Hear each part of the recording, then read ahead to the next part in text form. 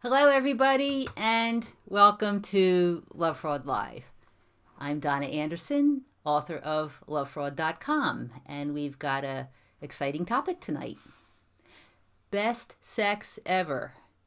That's how countless Lovefraud readers have described sex with sociopaths. People have told me it was plentiful, energetic, and adventurous. They've told me that they never felt so desired. They never felt so turned on. So even when they knew that the sociopath was bad for them and they really should end the involvement, they stayed because they didn't want to give up the sex. Other people have told me that they're afraid they'll never find another partner who was so exciting. So why are sociopaths so sexy? Well, that's what we're going to talk about tonight. And of course, this is a live streaming show, and after my short presentation, I'll answer your questions. So please go ahead and send them to me by chat as we go along. So yeah, I was married to a sociopath, and I've talked to lots of people about their experiences as well. But to gather real data on this topic, I also specifically asked about sex in 3 Lovefraud surveys that I did. About 5,000 people participated in the surveys, and many of them were in romantic relationships. So I asked how they rated the sex. Here's what they said. In the romantic partner survey, 75% reported that the sex was extraordinary or satisfying, at least in the beginning. In the female sociopath survey, 84% reported that the sex was extraordinary or satisfying, at least in the beginning. And then in the senior sociopath survey, 60% reported that the sex was extraordinary or at least satisfying, at least in the beginning. And this one was for sex specifically over the age of 50. So why is this? Why are sociopaths so hot in bed? Well, here are 7 reasons. Reason number 1, sociopaths crave stimulation. The desire for excitement and stimulation is an integral part of this disorder. Sex, of course, is one of the most stimulating activities that a human being can enjoy. So sociopaths want it a lot. Reason number 2, sociopaths get a lot of practice. They start young and engage frequently. Precocious sexuality is actually one of the early behavior problems typical of a sociopath. And as they get older, sociopaths continue to engage in frequent, casual sex. So they have plenty of partners and plenty of opportunities to learn. Reason number 3, high levels of testosterone. All sociopaths, both male and female, have very high testosterone levels. And this is the hormone, of course, that makes people compete for partners and then mate with them. So with high testosterone, sociopaths do a lot of competing and a lot of mating. Reason number 4, lots of energy. This means endurance. In fact, many sociopaths require very little sleep. So what do they do at night instead of sleep? They have sex. Reason number 5, no fear or shame. Sociopaths have no fear and no inhibitions. Consequently, they fail to develop guilt, shame, a conscience, or a sense of morality. Social proscriptions against particular acts mean nothing to them. They don't care about the discomfort of their partners either. Reason number 6, sex with anyone. Sociopaths come in many different orientations: straight, gay, bisexual, fluid, all of the above. Many sociopaths are neither straight nor gay. They will have sex with anyone. And in some cases, a sociopath's orientation may be described as whatever they can get away with. With all the experimentation, they learn plenty of new techniques. Finally, reason number 7, sociopaths get bored easily. They want sex in a lot of different ways, in a lot of different places, and with a lot of different people. So While you are the object of their desire, your encounters may seem highly erotic. But sooner or later, the sociopath gets bored. And then, in search of more stimulation, he or she may push you to participate in activities that you find uncomfortable or distasteful. And if you decline, the sociopath will most likely look for new partners, especially someone who is willing to go along with his or her desires, no matter how kinky they may be. So those are the 7 reasons why sociopaths are so sexy. By now you might think this sounds kind of exciting, but there are a few other things that you should know. Just because there's sex, even what appears to be wild, passionate sex, does not mean there's love. Sociopaths may be technically competent lovers, but there will never be any true intimacy or emotional sharing involved. So if you want love along with your sex, you're just not going to get it with a sociopath. These people cannot form empathetic connections with other human beings. So therefore, they are incapable of feeling love. However, they do know that if they speak words of love convincingly, and if they say how much I love you, they get what they want.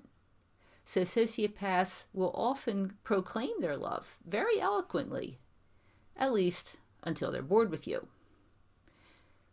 Also, if you want to keep all this wild sex to yourself, well, that's not going to happen either. Most sociopaths cheat.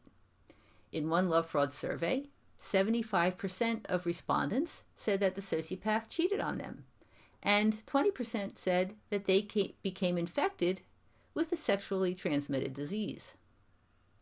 Finally, sociopaths are not slaves to their testosterone-filled desires, even though you may think that. They are quite capable of controlling and even withholding sex when it suits their purpose. For these people, sex usually has an agenda. Sometimes it's just the physical release, but often sex is a tool to snare you so that they can exploit you in some other way. So it's true that sociopaths have incredible sexual magnetism, but if you hook up with them, the excitement will sooner or later lead to other real problems in your life outside of the bedroom. So that's what the topic for tonight. Let's see what kind of questions we have. Mary says, couldn't have good sex. It seemed to contradict his actions during the day. Yeah. For a normal person, when a sociopath is being mean, nasty, belligerent, and then turns around and wants to have sex with you, it's like, hello? And it just doesn't make any sense. I mean, for those of us who are normal and want to have some feelings and feel closeness with the person, with our partner, you just can't get warmed up to somebody who is being as, how shall we say, nasty or pushy or whatever the sociopath was doing. And so it just feels kind of weird because sex is supposed to be a closeness and a celebration of your unity, and that certainly isn't happening with a person like that. And I do know, I had one experience, multiple times with my ex-husband. He would get turned on when we would fight, and he would always win because he was a much better debater than I was. And for some reason, which I figured out later, I didn't realize it at the time, but after the fight and after I had capitulated, then he wanted sex. And it was more like it was a power thing. It certainly wasn't to make me feel better. It wasn't make-up sex. It was that he wanted to complete the domination, I guess you could say. Let's see if we have any other questions. How can their parents be such decent people, married for years, and have raised a son to be a sociopath? The way that happens is that sociopathy, all these disorders, are highly genetic. And as you know, genetics is a crapshoot. So my guess is that typically when this happens, that there was sociopathy or psychopathy, narcissism somewhere on the family tree, and the person got the genes. This person, this is highly genetic, so that they were born with a predisposition to become disordered.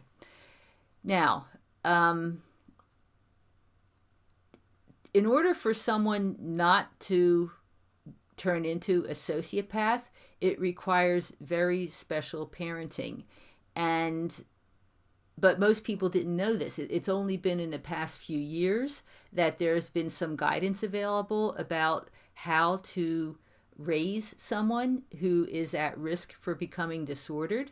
And Dr. Leanne Leadham talks about this, and there are 3 things that need to be taught to a child: the ability to love, impulse control, and moral reasoning. Now, if this person that you're talking about is, more than 10 years old, and I assume he or she is, then this information was not available. So the parents probably did their best, but not understanding what they were dealing with and what would be required to turn someone away from the genetic predisposition for disorder, they wouldn't have known what to do. And plus, in some cases, it doesn't matter what the parents do.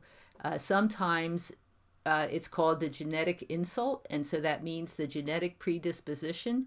Sometimes the genetics and the heredity are so strong that there's nothing that can be done, and this person will become disordered anyway.